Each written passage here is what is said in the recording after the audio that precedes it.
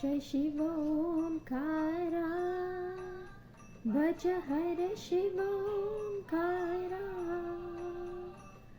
ब्रह्मा विष्णु सदाशिव ब्रह्मा विष्णु सदाशिव अर्धांगीदारा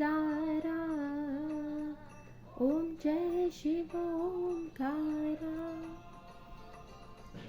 एकनन चतुरानन पंचानन राजे पंचानन राजे हंसासन गरुडासन हंसासन गरुडासन वृषवाहन साजे ओम जय शिव ओंकारा तू भुज चार चतुर्भुज दज भुज अति सोहे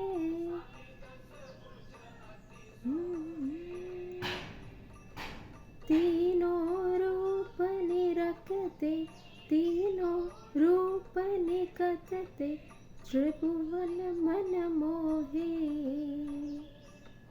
जय शिव ओंकारा वनमाला मुन्ना दारी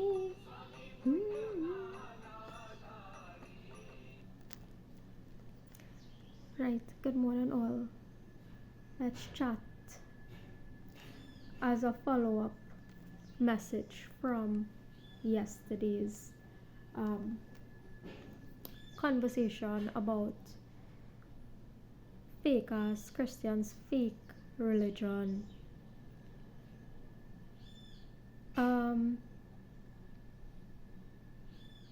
Now I don't apologize if anybody was offended by this, because at this point one should not be so easily offended by that which is true. So the fake as Christians does not apply to Christians only, right? So I made a post on Facebook yesterday talking also about, now I sang a Shiva song just now, which was not worshipping and praising Lord Shiva. Lord Shiva is a demigod, right? Like I constantly say, Sanskrit syllables emit a frequency that can help you to heal, right? Summoning your ancestors can also help you heal, right? Summoning your ancestors can help you heal also, at least until you realize that you possess all your healing powers within yourself and you are in fact the ancestor. Until you come to the understanding that you are the ancestor, right? So nothing is wrong with singing these songs which is dedicated to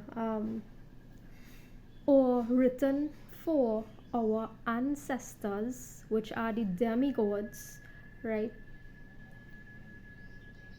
Nothing is wrong with singing these songs as a healing tool, at least until you are healed enough to realize that you are the ancestor and thus you possess all your healing qualities and traits and mechanisms within your own genetics, within your own DNA, and you can self-heal for your own self. You can mentally rewire your mind. You can come to the understanding of truth on your own, and so this would eliminate the need for a set of false religious leaders who bamboozle you with nonsense to either make money off of your ignorance, to make money off of your ignorance, right? Once you come to the understanding that you don't need to call anybody to pray for you. You don't need to call any, you don't need to get any Pandit, Imam, priest, right? You don't need to summon or to call or to do anything like this. You actually possess all the necessary qualities in you to self-heal through various mechanisms.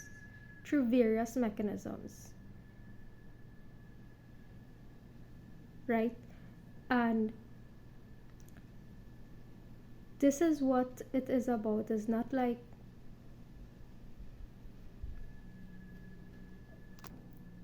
so this thing about praying to idols, worshiping idols, feeding idols, clothing idols, and so on. No, there's nothing essentially or inherently wrong in doing this. There's nothing wrong in doing this, right? As you would have people try to bash you or your religion and be like, oh, you're worshiping devil and so on, right? Nothing is essentially wrong with doing this. What the issue is that it is at an what you might want to call an ABC level of spirituality. Worshiping idols, which is worshiping inanimate objects and so on.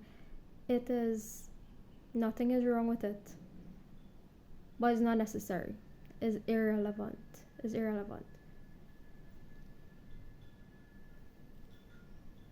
Hi.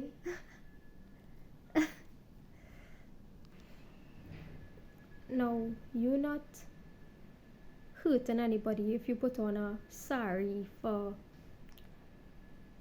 a idol, or you put on a kurta for a deity in a temple or whatever. You're not hurting anybody by doing that, so by all means feel free. But at some point you will come to understand that it is irrelevant to do so. It is not relevant, it is not necessary.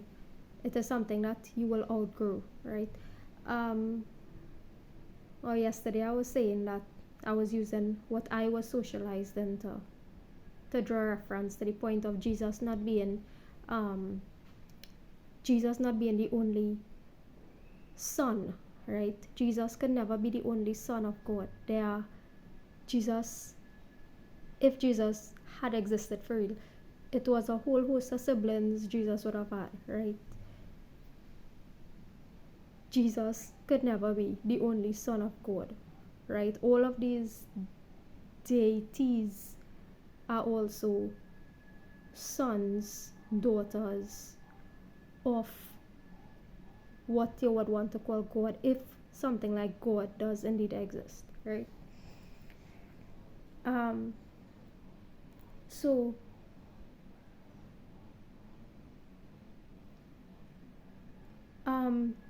this whole thing about religion in and of itself can be considered as crap. Religion in and of itself can be considered as crap, but there are tools within there that can aid in your spiritual development. There are tools within religion that can be used to aid in your spiritual development. Now these things are not necessary either. There are atheists who, once they abide by moral or right conduct, right behaviors, which is following the yamas and the niyamas, which I would have elaborated on in my earlier videos, which is basically the pathway, the straight and narrow pathway, right? Which is doing no harm and being content with life, and all those things that you should abstain from and things that you should do, you should practice to attain an elevated sense of spirituality.